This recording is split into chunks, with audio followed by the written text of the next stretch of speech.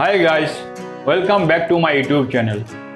আজকে আমার একটা ফেভারিট রেসিপি নিয়ে আপনাদের সামনে এসেছি, কাশ্মীরি আলুর দম। এটা কাশ্মীরের অথেন্টিক রেসিপি। আসুন দেখে নেওয়া যাক কীভাবে তৈরি হয়। এখানে 1 কিলো মতো আলু আছে, এরকম সাইজের আলু নিয়েছি আমি। এই আলুটাকে আমি সাদা তেলে ফ্রাই করব, কিন্তু ফ্রাই করার আগে আমি এরকম একটা কাঁটা চামচ দিয়ে একে আমি ছেঁদা করে নেব এবং চারিপাশ থেকে আমি এটাকে ছেঁদা করে নেব, কারণ ফ্রাই করার সময় যেন আলুটা ভালোভাবে ফ্রাই হয় এবং যখন এটা আমি রান্না করব তখন এর মধ্যে যেন মশলাটা ভালোভাবে অ্যাবজর্ব হয় এবং স্বাদটাও খুব ভালো হবে। তেলটা গরম হয়ে গেছে এবং সব কটা আলু আমি ছেদ করে নিয়েছি। এবার এটাকে আমি ফ্রাই করে নেব। আলুগুলিকে আমি ফ্রাইয়ের জন্য দিয়ে দিলাম এবং এইগুলো আমি ব্রাউন করে ভেজে আমি তুলে নেব। এখানে আমি 250 মতো টক দই নিলাম এবং এর মধ্যে দিচ্ছি মরিচ গুঁড়ো, এখানে দিচ্ছি শুকনো আদার গুঁড়ো।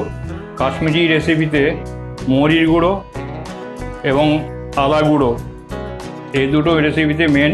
কাশ্মীরি আলুর দমে কাশ্মীরি লঙ্কার গুঁড়ো তো যাবেই, তাই এটাকে আমি জল দিয়ে গুলে নিচ্ছি। আলুগুলো আমার ফ্রাই হয়ে গেছে, আমি গ্যাসটাকে অফ করে দিলাম। এবার আমি আলুগুলো তুলে নিচ্ছি। এখানে 100 গ্রামের মতো সর্ষের তেল আমি এর মধ্যে দিলাম। তেলটা গরম হয়ে গেছে, আমি এখানে দিচ্ছি ফোড়নের শাহি জিরা দিয়ে দিলাম, 2টো বড় এলাচ এবং 2টো ছোটো এলাচ, এগুলিকে আমি টুকরো টুকরো করে দিয়ে দিলাম। দারচিনি দিয়ে দিলাম এবং 4টে লবঙ্গ দিয়ে দিলাম।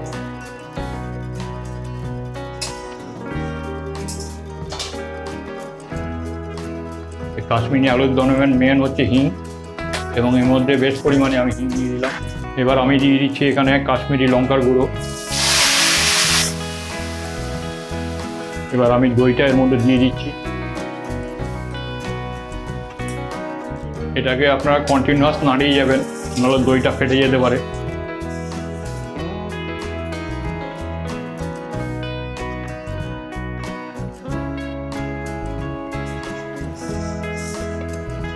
এবার আলুগুলো আমি এর মধ্যে দিয়ে দিচ্ছি। এবার আমি বয়েলের জন্য ঢেকে দেব। রেডি আমার কাশ্মীরি আলুর দম। দেখতে পাচ্ছেন সুন্দর একটা কালার এসছে।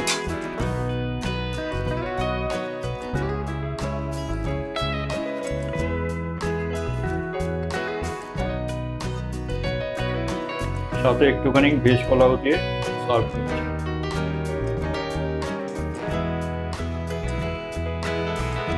তো গাইস, আমার এই কাশ্মীরি আলুর দমের রেসিপিটা আপনাদের কেমন লাগলো এটা অবশ্যই কমেন্টসে জানাবেন। আজকে যে কাশ্মীরি আলুর দমটা ভেজ পোলাও দিয়ে সার্ভ করলাম, এই ভেজ পোলাও রেসিপিটা আমার আগেই আপলোড করা আছে।